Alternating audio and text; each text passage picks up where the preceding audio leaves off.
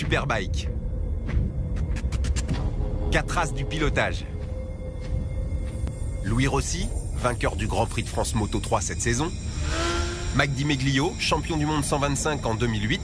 Randy Depugné, 118 départs en MotoGP, le meilleur pilote français actuel. Et enfin Philippe Monneray, notre pilote essayeur, ancien vainqueur des 24 heures du Mans.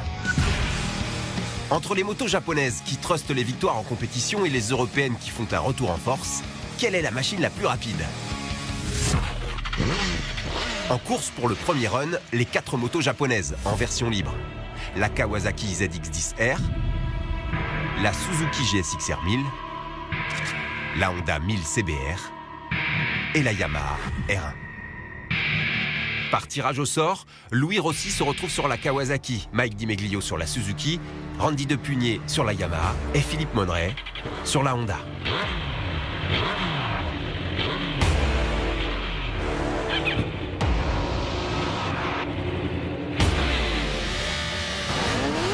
Philippe Monneray anticipe le départ. Randy Depugné reste un peu scotché sur la ligne. Comparé à une MotoGP, les rapports sont inversés. Il a oublié de passer la 2. Fallait-moi manger. Fallait-moi manger.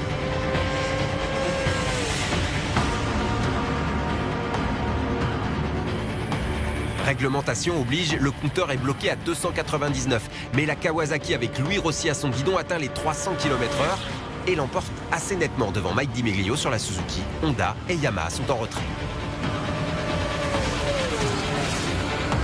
Et voilà.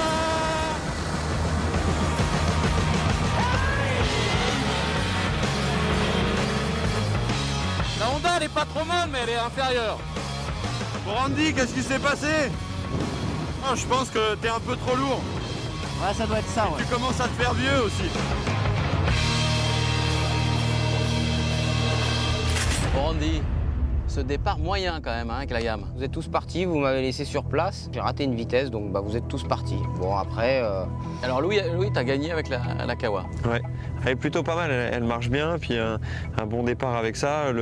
L'électronique marche bien pour pas que ça capte de trop, donc ça permet de rester à fond. Puis derrière, il y a pas mal de puissance, donc non, du début à la fin, c'était plutôt joli. Bon, bah on y retourne. On y retourne. Allez, c'est reparti. La Kawasaki et la Suzuki sont en finale. La R1 et la CBR vont-elles devoir affronter en repêchage la BMW 1000RR et la Ducati 1199 Panigale, les deux européennes. De conception beaucoup plus récente, elles sont supposées être plus performantes.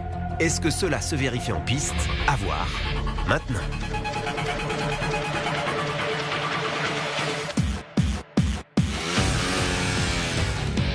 La Ducati se cabre et fait valoir d'entrée son caractère. Plus docile, la Yamaha cette fois attaque fort, mais Randy Depugné avec la 1000RR va très vite mettre tout le monde d'accord.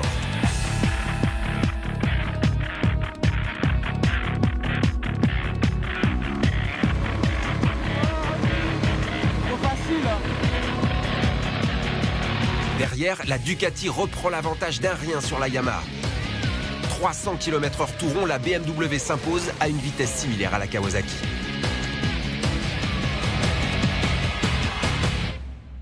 Vous avez vu ce que c'était un pilote MotoGP là? Hein, vous avez compris? Ouais, ça, fais pas le malin. La BMW est en finale. La Ducati est également qualifiée, définitivement éliminée la Yamaha et la Honda, moins puissantes. Place au tirage au sort pour l'attribution des guidons en finale. Eh ben regarde, un bicylindre, toujours comme moi. Fais gaffe, parce que sur les départs, ça lève un peu. 2-3, c'est Bon, compliqué. Bah écoute, je vais essayer d'avoir les bras. Mike, et vous, quelle moto vous aurez? On va voir ça. Kawasaki. Oui, c'est à vous de tirer au sort la machine pour la finale. La Suzuki, le 1000 GSX-R. La BM. Donc plutôt une bonne affaire. Ouais, je pense qu'avec Max, ça va être serré, on verra. Ouais, moi, je peux faire un bon départ avec la Suzuki. Ouais, mais le but, c'est d'arriver premier au bout. Et la Ducati, vous y croyez pas? Bah, t'es un peu vieux, Philippe, donc on sait pas, faut voir.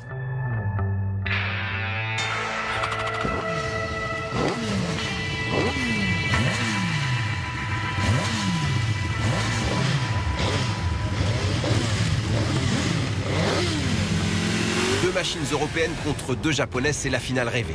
Alors que la Ducati demande à être domptée, Louis Rossi effectue le meilleur départ avec la Suzuki. La Kawasaki est toute proche et prend rapidement les devants. Plus longue à se lancer, la BMW fait ensuite un retour spectaculaire. Plein gaz, la victoire se joue comme annoncé entre Randy Depugné et Mike Di Meglio.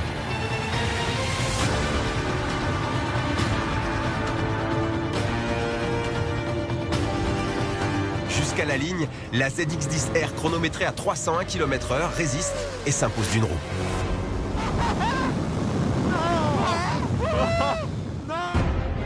Troisième de cette finale, même sans assistance électronique, la GSX-R demeure une valeur sûre. Quatrième, la Ducati. Elle a laissé les pilotes un peu sur leur faim, mais l'esthétique, le bruit, le couple fabuleux du bicylindre italien sont des atouts considérables. Dotés de toutes les évolutions électroniques issues de la compétition, 2 motos sortent du lot, la BMW et la Kawasaki. Ah, pour rien, j'ai battu tout couché.